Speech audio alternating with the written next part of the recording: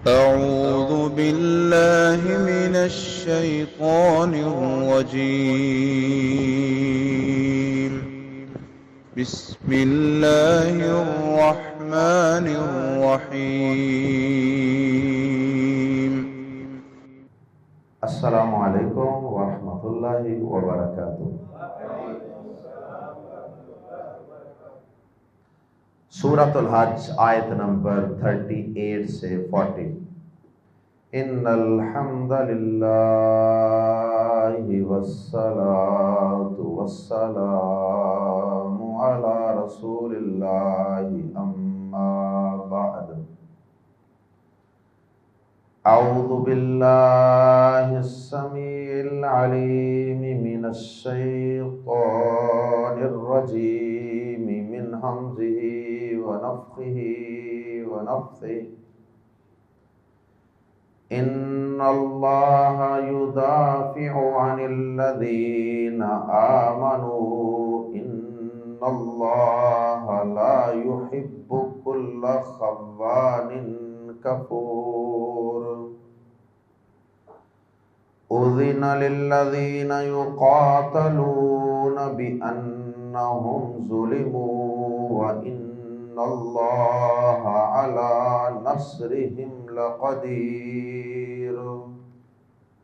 الذین اخرجوا من دیارہم بغیر حق الا ان یقولوا ربنا اللہ ولولا دفع اللہ الناس بعضهم ببعض لهدمت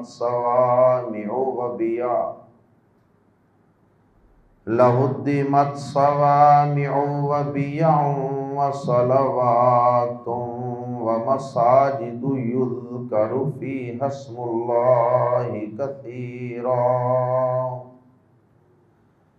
وَلَيَنْصُرَنَّ اللَّهُ مَنْ يَنْصُرُهُ إِنَّ اللَّهَ لَقَوِيٌّ عَزِيزٌ۔ اسلام کے ابتدائی دور یعنی مکی دور میں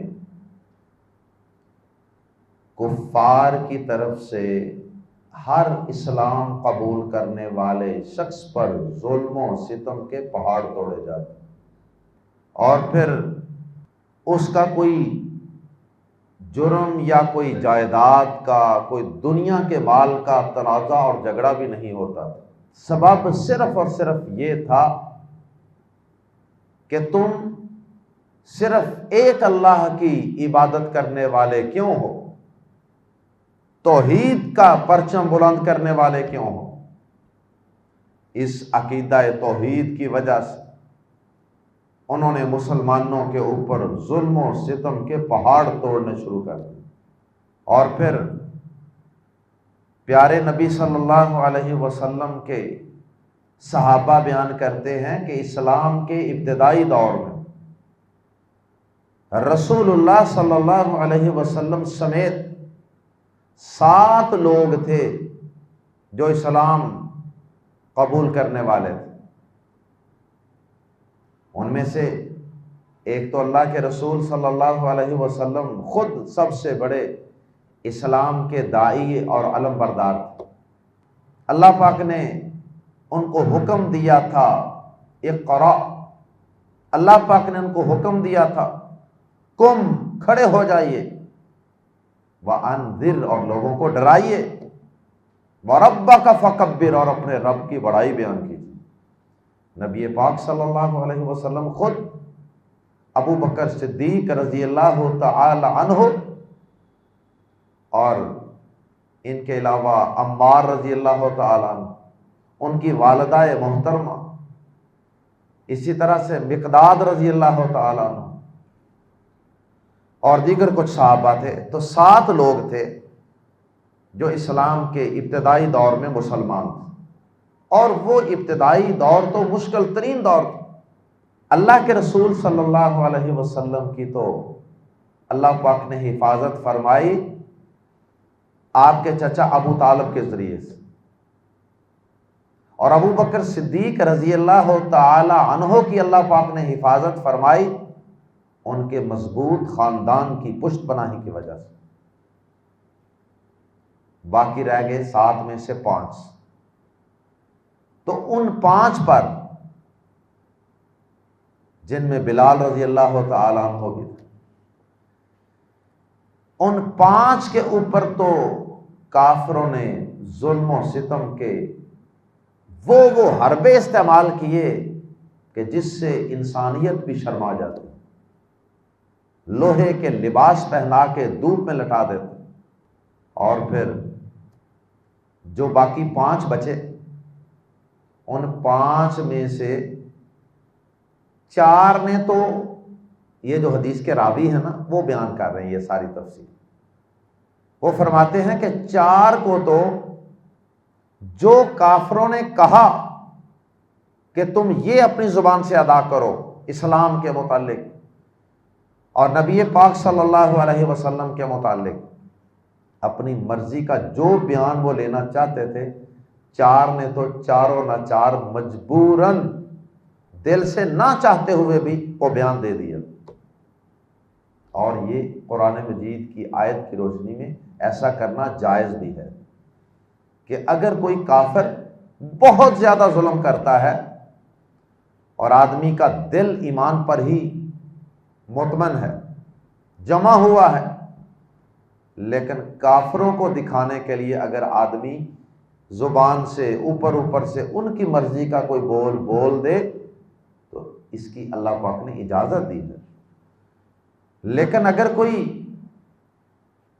اللہ پاک نے کسی کو ایسا اسٹیمنا دیا ہو کہ وہ ان کے ظلم و ستم کو سہ لے اور زبان سے بھی کلمہ کفر ادا نہ کرے، تو یہ تو پھر بڑی ہی سعادتوں والی بات، یہ تو پھر بڑی اللہ کے ہاں بڑی عظیمت والی بات، بڑے اولو العزم لوگ ہی ایسا کر سکتے۔ تو وہ جو 7 میں سے 5 باقی بچے تھے، ان میں سے 4 نے تو ظلم و ستم سہ کے جب وہ تھک گئے تو پھر وہ جیسے وہ کہتے زبان سے انہوں نے ادا کر دیا۔ اور جو 1 بچے 5 میں، وہ تھے بلال رضی اللہ تعالی۔ حدیث کے الفاظ ہیں کہ بلال رضی اللہ تعالی عنہ نے تو اپنی جان کو گویا کہ اللہ کی رضا کے لیے بیچ ڈالا تھا۔ انہوں نے تو کہا تھا کہ زیادہ سے زیادہ مار ہی لوگ، مار لو ان کو، گرم ریت پر، کوئلوں پر، پتہ نہیں کون کون سے ظلم کرتے رہے ہوں گے ظالم۔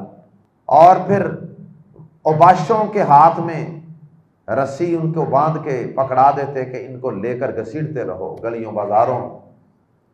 بہرحال بہت ظلم کیا۔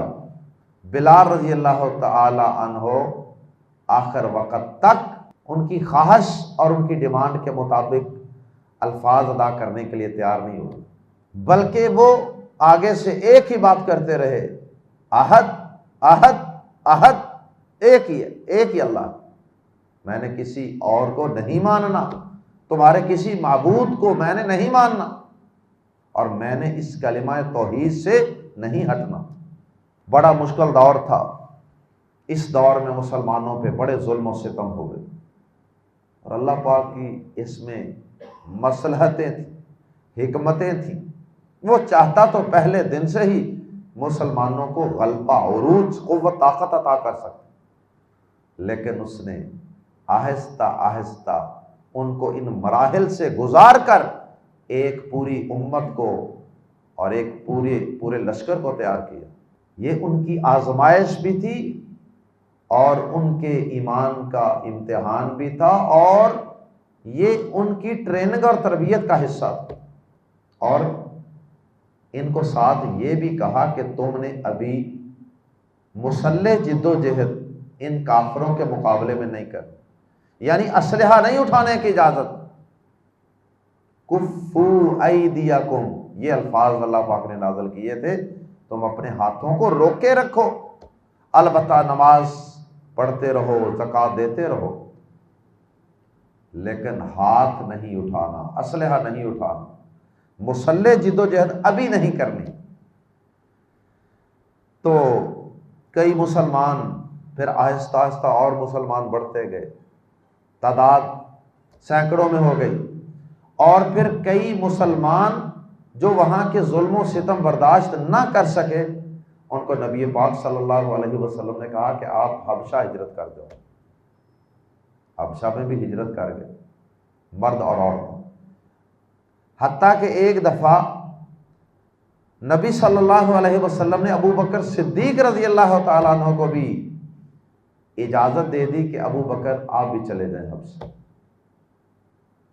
لیکن ابو بکر صدیق رضی اللہ تعالیٰ عنہ کو مکہ کے کچھ لوگ رستے سے ہی واپس لے آئے۔ کوئی سردار تھا، سمجھدار تھا، اس نے کہا کہ اتنے اچھے انسان کا یہاں سے جانا یہ ہمارے لیے بڑی شرم کی بات ہے، تو بہرحال واپس آ گئے۔ پھر کئی مسلمان جو ہیں وہ نبی صلی اللہ علیہ وسلم سے پہلے مدینہ منورہ ہجرت کر گئے، پھر کئی مسلمان نبی صلی اللہ علیہ وسلم کے ساتھ مدینہ منورہ ہجرت کر کے گئے۔ اللہ اکبر! یہ ساری چیزیں بتا رہی ہیں کہ انہوں نے ظلم و ستم کے اندر کوئی کمی نہیں کی، اور یہ سلسلہ چلتا رہا۔ اب اللہ پاک نے ان کافروں کو وہاں عزت دی تھی، لِإِيلَافِ قُرَيْشٍ إِيلَافِهِمْ رِحْلَةَ الشِّتَاءِ وَالصَّيْفِ، مکہ کے اور حرم کے متولی ہونے کی وجہ سے اللہ پاک نے پورے عرب کے اندر ان کو ایک عزت، ایک مقام دیا تھا، لوگ ان کی عزت کرتے تھے، اور باقی لوگوں کو چور اور ڈاکو لوٹ لیتے تھے، راہزن لوٹ لیتے تھے، لیکن ان لوگوں کو مکہ مکرمہ کے اور اللہ کے گھر کے متولی ہونے کی وجہ سے لوگ کچھ نہیں کہتے تھے، کہتے تھے کہ نہیں، تو یہ آرام سے جاتے، سردیوں میں بھی گرمیوں میں بھی جاتے، یمن جاتے، شام جاتے، سامان تجارت کے لیے، امپورٹ ایکسپورٹ کے لیے۔ تو بہرحال اللہ پاک نے ان کو اپنے گھر کے متولی بنایا، یہ بہت بڑی سعادت تھی۔ لیکن ان ظالموں نے، اللہ پاک نے جو انہیں امانت دی تھی اپنے گھر کی شکل میں، اس کے ساتھ خیانت کی، اور خیانت یہ کی کہ ایک تو وہ مرکز توحید تھا اور انہوں نے وہاں بت رکھ دیے، دوسرا جو توحید والے تھے ان کے اوپر ظلم و ستم، تیسرا یہ کہ انہوں نے انہیں جب وہ وہاں سے ہجرت کر گئے، مدینہ چلے گئے، تو اب ان کا جی چاہتا تھا کہ وہ اللہ کا گھر دیکھیں، اداس ہو جاتے تھے، تو وہ اگر واپس آ کر وہاں حج عمرہ کرنا چاہتے تو یہ ان کو روک دیتے۔ یہ سب انہوں نے خیانتیں کی، اور یہ اللہ کی ناشکریاں کی انہوں نے۔ تو اللہ پاک نے پھر ایمان والوں کو، جب ایمان والے مدینہ چلے گئے اور اب وہاں سے مکہ آ کر حج عمرہ کرنے کی بھی یہ کافر اجازت نہیں دیتے تھے، بلکہ مکہ سے جا کر مدینہ میں بھی شرارتیں کرتے تھے، وہاں بھی انہوں نے پیچھا نہیں چھوڑا۔ اور اللہ پاک کی مصلحت اور حکمت کا وہ وقت بھی آ گیا کہ جو اللہ پاک نے اپنے علم کے مطابق مقرر کر رکھا تھا، اللہ پاک نے پھر مسلمانوں کو تلوار اٹھانے کی، جہاد و قتال اور لڑائی کرنے کی اجازت دے کہ تم نے بڑا ظلم سہا مکہ مکرمہ میں، اب تم مدینہ میں آ گئے ہو، اب تم ذرا جوان ہو گئے ہو، اب تمہاری جماعت پہلے سے مضبوط ہو گئی ہے، تمہاری کچھ تربیت ہو چکی ہے، سفر ہجرت بھی کیا ہے، گھر بار قبیلے خاندان کی قربانیاں بھی دی ہیں، مکہ میں ظلم بھی سہے ہیں، تو اب تمہیں اس بات کی اجازت دی جاتی ہے کہ تم اپنی جان، اپنے مال، اپنی عزت، اپنی آبرو، اپنے ایمان اور اپنے دین کی حفاظت کے لیے اور مکہ مکرمہ کو ان بدماشوں، ظالموں سے اور ان خائن اور ناشکرے لوگوں سے اور ان ظالم لوگوں سے آزاد کروانے کے لیے مسلح جد و جہد شروع کر دو، یعنی جہاد فی سبیل اللہ شروع کر دو۔ تو آیات زیر تفسیر میں اللہ پاک نے اسی اجازت کو اور اسی مسئلے کو بیان کیا، اور پھر اس جہاد اور اس لڑائی کی اجازت دینے کے ساتھ ساتھ اللہ پاک نے اس کی مصلحتیں، حکمتیں اور اس کے مقاصد بھی بیان کیے، کیونکہ اس دور کے مسلمانوں کو تو اس کی بڑی سمجھ آئی۔ اس دور کے مسلمانوں کو، صحابہ کرام کو تو جہاد کی ضرورت اور اس کی افادیت اور اس کے مقصد کی بہت سمجھ ہوگی، کیونکہ وہ ظلم سے گزرے ہوئے تھے، ان کو پتہ تھا کہ ان ظالموں کا جہادی تلوار کے علاوہ کوئی علاج ہی نہیں ہے۔ لیکن بعد میں آنے والے مسلمانوں کے ذہن میں کئی شکوک و شبہات آنے تھے نا، کئی روشن خیال پیدا ہونے تھے، جنہوں نے کہنا تھا کہ نہیں جی ابھی مکی دور ہی چل رہا ہے اور ساری زندگی مکی دور ہی چلنا ہے اور ابھی جہاد کی ضرورت نہیں ہے۔ کئی غلام احمد قادیانی، کئی منکرین حدیث، کئی جدید دانشور، کئی فتنے نئے نئے آنے تھے جنہوں نے اس جہاد کو منسوخ کرنے کی کوشش کرنی کہ جی اب اس کی ضرورت نہیں۔ بھائی جب تک اس دنیا میں ظلم رہے گا، جہاد و قتال کی، کافروں سے لڑائی کی ضرورت موجود رہے گی۔ جب تک اسلام مغلوب رہے گا اور کفر، شرک، ظلم یہ چیزیں غالب رہیں گی تو جہاد اور قتال کی ضرورت باقی رہے گی۔ اگر کسی کو جہاد کی سمجھ نہ آئے کہ یہ کیوں ضروری ہے تو اسے فلسطین کے لوگوں سے پوچھ لینا چاہیے، اسے کشمیر کے مظلوموں سے پوچھ لینا چاہیے، وہ بڑی اچھی طرح سے اس کی وضاحت کر دیں گے کہ ہاں بھائی اس کے بغیر، اپنی جان ہتھیلی پر رکھ کر میدان میں اترے بغیر گزارا ہی نہیں ہے۔ صرف تسبیح پھیرنے سے، نمازیں پڑھنے سے، حج عمرے کرنے سے، قرآن کی تلاوت کرنے سے، صرف اللہ اللہ کرنے سے بات نہیں بنے گی، صرف ان کی مذمتیں کرنے سے، قراردادیں پیش کرنے سے اپنی اسمبلیوں میں کچھ نہیں بنے گا۔ جب تک ان کی مرمت کرنے کے لیے میدان میں نہیں اتریں گے، جہادی قوت تیار نہیں کریں گے ان کے مقابلے میں، وَأَعِدُّوا لَهُم مَّا اسْتَطَعْتُم مِّن قُوَّةٍ، ان کافروں کے مقابلے میں تیاری کرو، تیاری، اسلحے کی تیاری کرو۔ اللہ پاک نے قرآن مجید کے اندر ویسے 8 مقاصد بیان کیے ہیں جہاد کے، مختلف صورتوں میں۔ میں نے پہلے کسی صورت میں، غالباً سورۃ توبہ وغیرہ میں شاید 8 مقاصد آپ کو گنوائے بھی تھے۔ 8 مقصد اللہ پاک نے بیان کیے ہیں، 8 مقاصد۔ جہاد کیوں کیا جاتا ہے، اس کی ضرورت کیوں پیش آتی، نمبر 1، نمبر 2، نمبر 3، نمبر 4۔ ان 8 مقاصد میں سے جب تک 7 مقصد بھی پورے ہو جائیں نا، 8واں بھی پورا نہیں ہوا، پھر بھی جہاد کرنا پڑے۔ جب تک 8 کے 8 مقصد حاصل نہیں ہو جاتے۔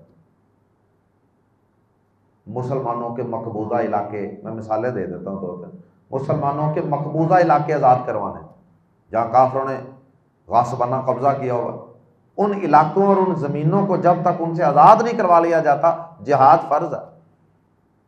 اسی طرح جب تک دنیا میں مظلوم موجود ہیں، ظلم ہو رہا ہے، مظلوموں کو ظلم سے بچانے اور چھڑانے کے لیے جہاد ضروری۔ اسی طرح اپنے شہداء کا بدلہ لینے کے لیے، اس طرح کے اور بھی کئی مقاصد ہیں۔ تو اللہ پاک نے جہاد، جس طرح شراب اللہ پاک نے حرام کی تھی نا، کیونکہ شراب طبیعتوں کے اندر رچ بس گئی تھی، کوئی بھی نشہ ہو، ایڈکشن ہو، تو آپ جانتے ہیں اس کو چھوڑنا کتنا مشکل کام ہوتا ہے۔ ایک چھوٹا سا سگریٹ ہی لوگوں سے نہیں چھوٹتا، حکا سگریٹ ہی چھوڑنا بڑا مشکل کام۔ تو عادت کوئی بھی ہو، بہرحال یہ بری ہوتی ہے۔ شراب بھی 3 مرحلوں میں حرام ہوئی، روزے بھی اللہ پاک نے 3 مراحل میں فرض کیے۔ اسی طرح جہاد و قتال، لڑائی بھی اللہ رب العزت نے 3 مراحل میں فرض کی۔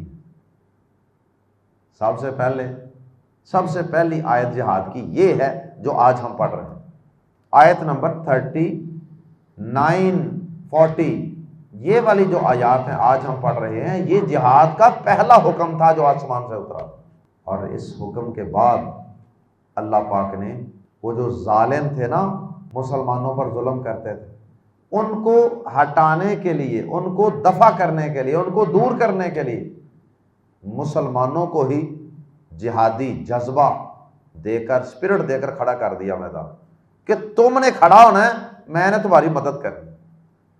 یہ قاعدہ قانون اللہ پاک نے موسیٰ علیہ السلام کے دور سے بدل دیا جب انہوں نے فرعون کا مقابلہ کیا۔ اس سے پہلے تک قاعدہ قانون کچھ اور تھا۔ قوم عاد، سمود وغیرہ جو پہلے پیغمبر آئے تھے نا، ان کے دور میں اللہ پاک ان سے جہاد نہیں کرواتے تھے، بلکہ اللہ پاک آسمان سے کوئی ان پر عذاب بھیج کر ان کو تباہ و برباد کر دیتے۔ موسیٰ علیہ السلام کے دور سے اللہ پاک نے قاعدہ قانون بدل دیا۔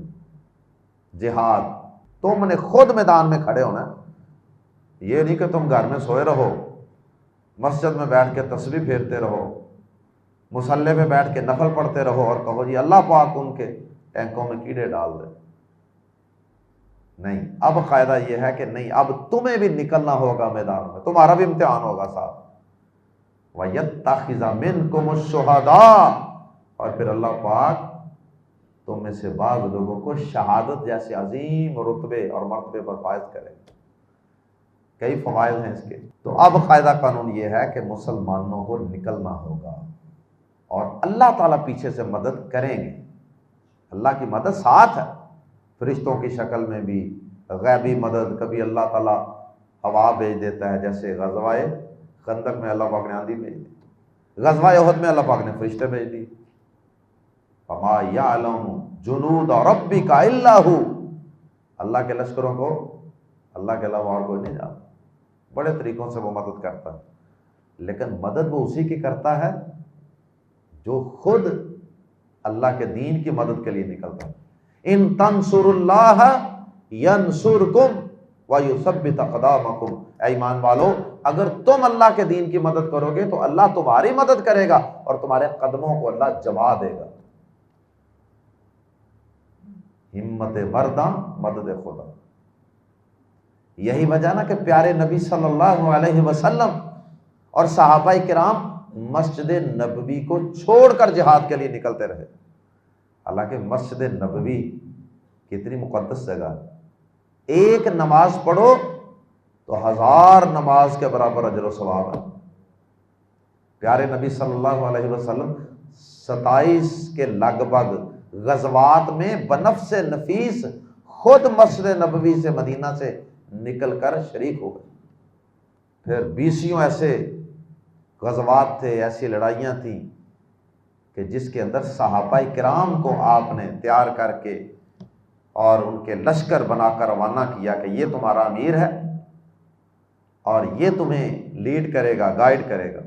سب سے پہلے اللہ پاک نے اجازت دی، ان آیات میں اجازت دی ہے، پہلا مرحلہ، کیونکہ جہاد کام بڑا اوکھا ہے نا، اللہ پاک نے پہلے مرحلے میں اجازت دی، دوسرے مرحلے میں جہاد کا حکم دیا کہ لڑو، لیکن ان سے لڑنا ہے جو تم سے لڑے، جو تم سے نہیں لڑتے ان کو رہنے دو، ان سے نہیں لڑنا۔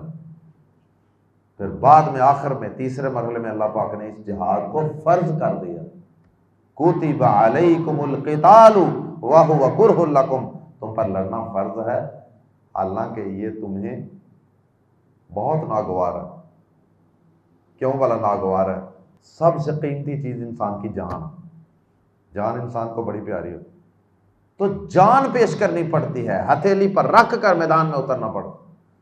دوسرا جہاد کے اندر مال پیش کرنا پڑتا ہے، تو مال سے بھی انسان کو بڑی محبت ہے۔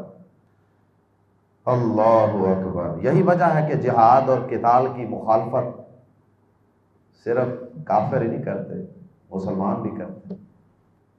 آئیے قرآن مجید کے الفاظ میں پڑھتے ہیں۔ ان اللہ، بے شک اللہ، یدافع، دفاع کرتا ہے، عن سے یا کی طرف سے، الذین، ان لوگوں کی جو آمنوا، ایمان لائے، ان اللہ یدافع عن الذین آمنوا، بے شک اللہ ان لوگوں کی طرف سے دفاع کرتا ہے جو ایمان لائے۔ کیا مطلب؟ کافروں سے اللہ پاک ان کا دفاع کرتا ہے اور کرے گا. یدافع فعل مضارع ہے، اس کا حال پریزنٹ میں بھی ترجمہ کریں گے اور فیوچر میں بھی. بے شک اللہ ان لوگوں کی طرف سے دفاع کرتا ہے یا کرے گا جو ایمان لائے ہیں. اس میں مسلمانوں کو تسلی دی ہے اور خوشخبری بھی دی ہے کہ مسلمانوں فکر نہیں کرنا. اللہ پاک کی مصلحت تھی، ایک خاص وقت تک اللہ پاک نے تمہیں جہاد کی اجازت نہیں دی، اب وہ تمہارا دفاع کرے گا. اب جہاد کا وقت آ چکا ہے. اور یہ دفاع اللہ تعالیٰ کیسے کرے گا اس کی تفصیل اگلی آیت میں آ رہی ہے، اور وہ ہے جہاد فی سبیل اللہ. جہاد کے ذریعے اللہ تمہارا کافروں سے بچاؤ اور دفاع کرے گا. ان اللہ، بے شک اللہ، لا یحب، نہیں پسند کرتا، کل خوان، ہر اس شخص کو، خوان خائن کی، خائن سے یہ مبالغہ ہے، خوان جو بڑا خائن ہے. کفور یہ دونوں مبالغے کے صیغے، اس میں کثرت پائی جاتی. کفور جو بہت ناشکرا ہو، یہ اشارہ ہے کافروں کی طرف، کیونکہ کافروں سے اللہ نے دفاع کیا نا، ایمان والوں کافروں سے بچاؤ کیا نا. تو کافر جو تھے مکہ کے کافر، ان میں یہ دونوں خصلتیں، یہ دونوں برائیاں پائی جاتی. وہ بہت بڑے خائن بھی تھے. اس کی وضاحت میں کر چکا ہوں کہ اللہ نے ان کو وہ امانت دی تھی بیت اللہ، اس کے اندر بت رکھ کر، مسلمانوں کو وہاں سے روک کر، توحید والوں کو وہاں سے روک کر، بلکہ ان پر ظلم کر کے، بلکہ ان کو وہاں سے نکلنے پر مجبور کر کے، یہ سارا کچھ کر کے انہوں نے بہت بڑی خیانت کی. فرمایا اذینا، اجازت دی جاتی ہے یا اجازت دے دی گئی ہے،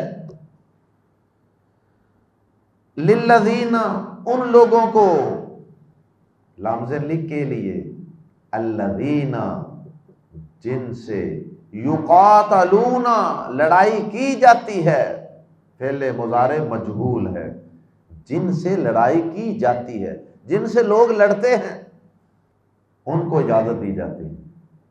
یعنی کس کی اجازت دی جاتی ہے؟ قتال کی. یوں سمجھ لیں اذین القتال، اجازت دی جاتی ہے لڑائی کی، جہاد و قتال کی. کن لوگوں کو؟ الذین یقاتلون، جن سے لڑائی کی جاتی ہے. بازر بھی اس لیے انہم، کہ بے شک وہ، ظلموا، مظلوم ہیں، کہ بے شک ان پر ظلم کیا جاتا ہے. ان لوگوں کو جن سے لڑائی کی جاتی ہے اجازت دے دی گئی ہے، اس لیے کہ ان پر ظلم کیا جاتا ہے. مظلوم ہے نا یہ.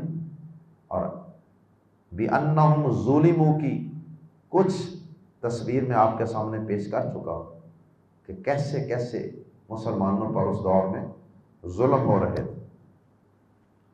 وَإِنَّ اللَّهَ، اور بے شک اللہ، عَلَىٰ نَصْرِهِمْ، ان کی نصرت پر، ان کی مدد کرنے پر، لم زبر لا، یقیناً، قدیر مبالغے کا صیغہ ہے. قدیر پوری طرح قادر ہے. کمزور مسلمانوں، مظلوم مسلمانوں، کہیں یہ نہ سمجھ لینا کہ پتہ نہیں ہمارا رب کمزور ہے اس لیے ہمیں مار پڑ رہی ہے. نہیں، اللہ مظلوموں تمہاری مدد پر پوری طرح قادر ہے.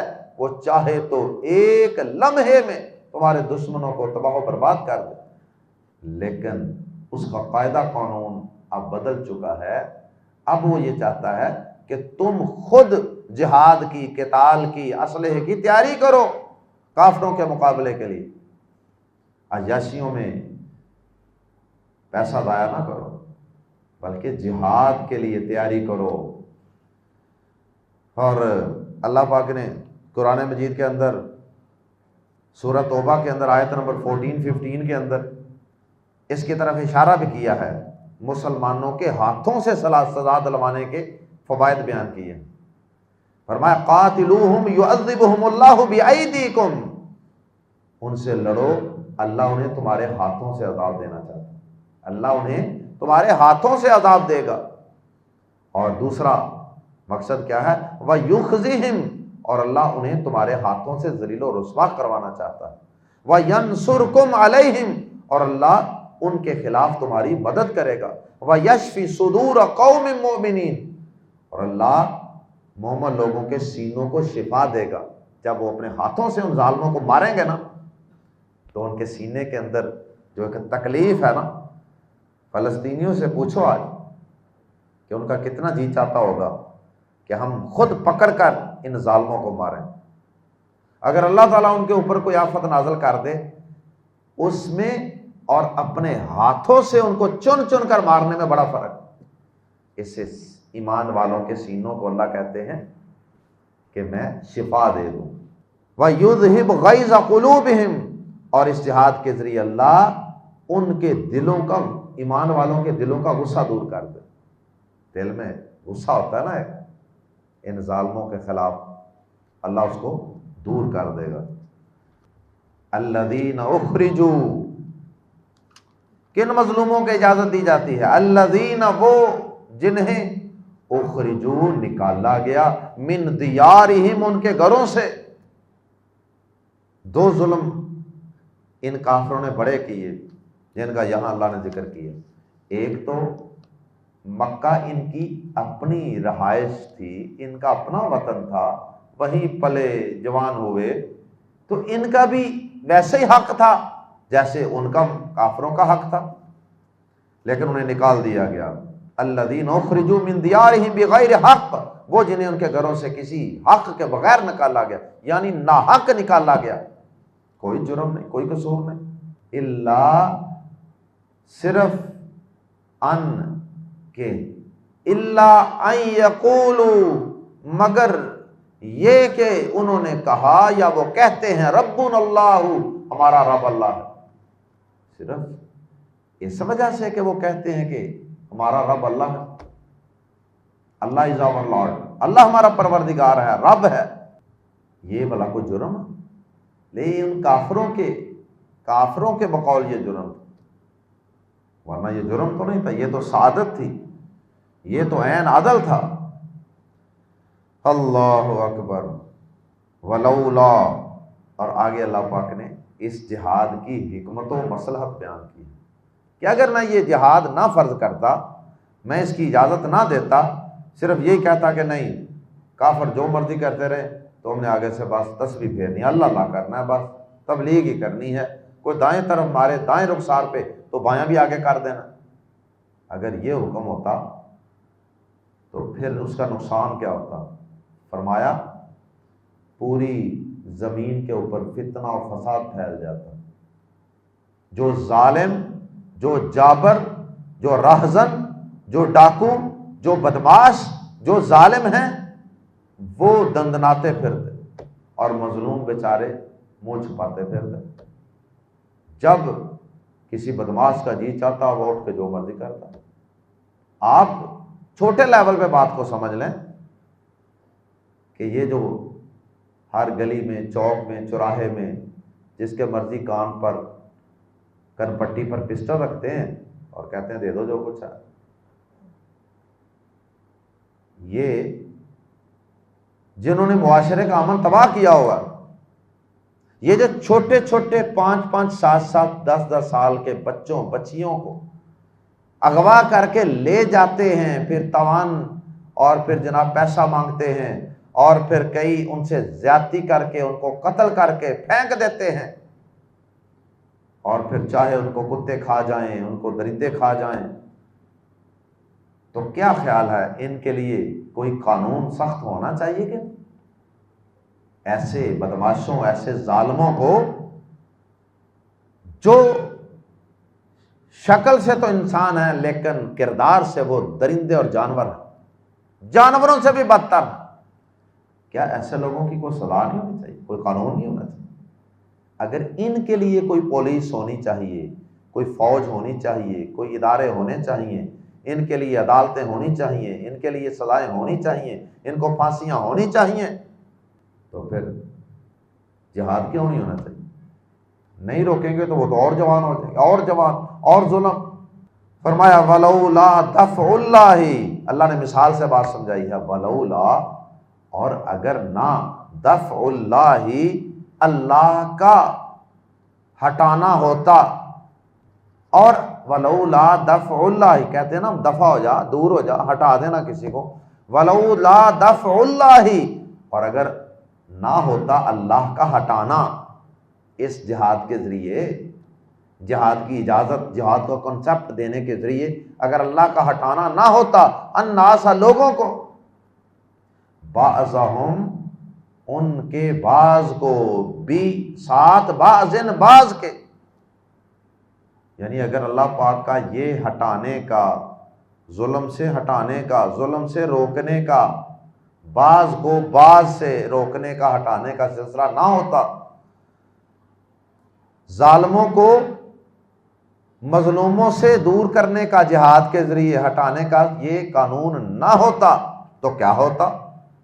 تو سن لو کیا ہوتا، لام زبر لا، تو ضرور ہدمت، ہٹا دیے جاتے، ہدمت منہدم کرنا، اردو میں لفظ استعمال ہوتا ہے منہدم کرنا، ڈیمالش کر دیے جاتے، لا ہدمت، تو ضرور ڈھا دیے جاتے، فعل ماضی مجہول ہے، ہدمت ڈھا دیے جاتے، صوامع، صومعۃ کی جمع ہے، صومعۃ یہ عیسائی راہبوں کا ایک ذاتی نوعیت کا ایک عبادت خانہ ہوتا تھا، وہ ایک مینار ٹائپ ایک عمارت تعمیر کرتے تھے، نیچے والی اس کی منزل جو ہوتی تھی وہ مسافروں وغیرہ کے لیے ہوتی تھی، اور اوپر والی جو اس کی منزل ہوتی تھی نا، وہاں بیٹھ کے وہ کوئی ایک راہب وہ اللہ اللہ کرتا، اس کے اوپر کوئی لائٹ بھی لگی ہوتی تھی، کہتے ہیں کہ اس سے لوگوں کو، مسافروں کو رہنمائی مل جاتی تھی کہ وہ لائٹ چل رہی ہے نا، یہاں ہم سٹے کر سکتے ہیں،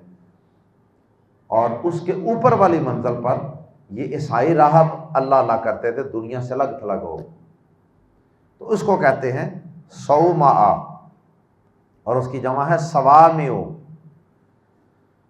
تو یہ مینار تھا یا جھونپڑی کوئی اس قسم کی، یعنی جو ذاتی نوعیت کی عبادت گاہ تھی، جھونپڑی بھی اس کا ترجمہ کر سکتے ہیں، لہدمت صوامع، تو ضرور ڈھا دیے جاتے جھونپڑے، یعنی راہبوں کے جھونپڑے یا راہبوں کے عبادت خانے، وبیع، اور بیع جمع ہے بیعۃ، بیعۃ واحد ہے، اور یہاں پر زبر لگا دیں بیع، تو یہ اس کی جمع بن گئی، وبیع، یہ چرچ ہیں، گرجے، یہ آبادیوں کے اندر جو عیسائیوں کے عبادت خانے ہوتے تھے نا، عام عیسائی لوگ وہاں جا کر اجتماعی طور پہ عبادت کرتے تھے، یہ وہ پہلا لفظ تھا انفرادی جھونپڑی وغیرہ کے لیے، وصلوات، اور صلوات کا لفظی معنی ہوتا ہے نمازیں، لیکن مراد یہاں یہودیوں کے عبادت خانے ہیں، کلیسے، اور کہتے ہیں کہ شاید ان کو صلوات اس لیے کہتے تھے کہ شاید ان کے لیے عبادت اور نماز جو بھی ان کے مذہب میں تھی وہ صرف اس جگہ پر ہی جائز تھی، باہر نہیں پڑھ سکتے تھے، ہمیں تو اللہ نے اجازت دے دیا، پوری زمین ہی اللہ نے مسجد بنا دی ہے، کہیں بھی پڑھنی پڑ جائے تو پڑھ سکتے۔ بہرحال یہودیوں کے عبادت خانے کو صلوات کہا گیا ہے، ومساجد، اور مسجدیں، یہ مسلمانوں کی مسجدیں، یذکر، ذکر کیا جاتا ہے، فیہا، جن میں، اسم اللہ، اللہ کے نام کا، کثیرا، بہت زیادہ، جن میں اللہ کا ذکر بہت زیادہ کیا جاتا ہے۔